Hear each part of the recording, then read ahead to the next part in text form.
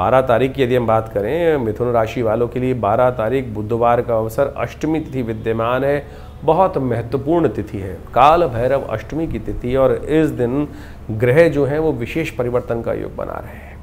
शाम के समय जो परिवर्तन बनता दिखाई दे रहा है वो आपके लिए बहुत महत्वपूर्ण हो सकता है। सुबह सुबह तो बृहस्पति महाराज ने सबसे बड़ा काम कर दिया है कि वो वक्री हो गए हैं।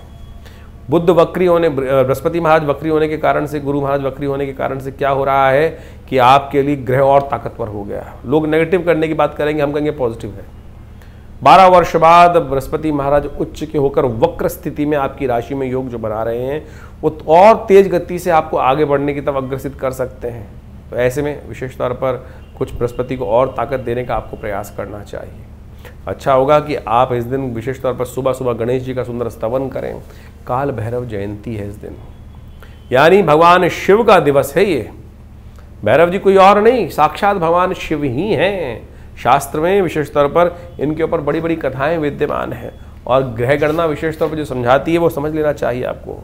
शिव रहस्य के अंदर विशेष तौर पर इस दिन का बड़े महत्व रूप से वर्णन किया गया है। शास्त्र के दृष्टिकोण से इसका महात्मा आपको समझ लेना चाहिए। आज कालांतर में लोग भूल चुके हैं। आप मंदिर में जाते हैं, समस्त तीर्थों में जाते हैं, वहाँ भगवान शिव के की जो उपासना की जाती है पिंडात्मक तौर पे की जाती है, शिवलिंग के रूप में की जाती है।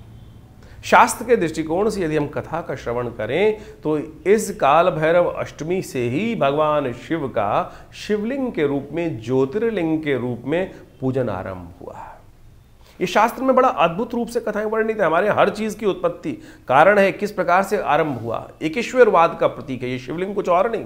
लोगों ने शिवलिंग को पता नहीं कहां से कैसे कैसे इंटरप्रेट करने का प्रयास किया है, हमारी संस्कृति का मजाक उड़ाने का प्रयास किया है। लेकिन आप ये समझें, जो ये शिवलिंग है ये वास्तविक तौर पर चिन्ह के महत्व है।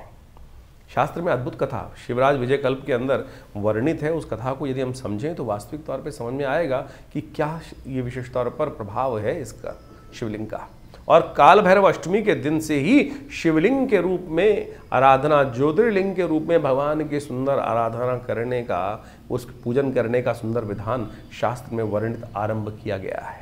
कहा जाता है कि एक बार भगवान ब्रह्मा में और भगवान विष्णु में कई प्रकार से कुछ विवाद उत्पन्न हुए। देखिए संसार है, कथा को विशेष तौर पर मानवीयकरण करके शास्त्रों में उपस्थित किया गया है। ये मानवीयकरण कथाओं को करने का केवल एक ही सार है कि हमारे मन में वो मानवीकरण करके ही भाव को स्पष्ट किया जा सकता है। जैसे मेरे मन में, आपके मन में, साधारण व्यक्तियों के मन में भी रोष और अनेक प्रकार के भाव उत्पन्न होते हैं। हमारे ऋषि मुनियों ने उसी भाव को परमात्मा तत्व में रखा है कि जिसकी आराधना मैं करता हूँ वो मेरे जैसा ही तो है।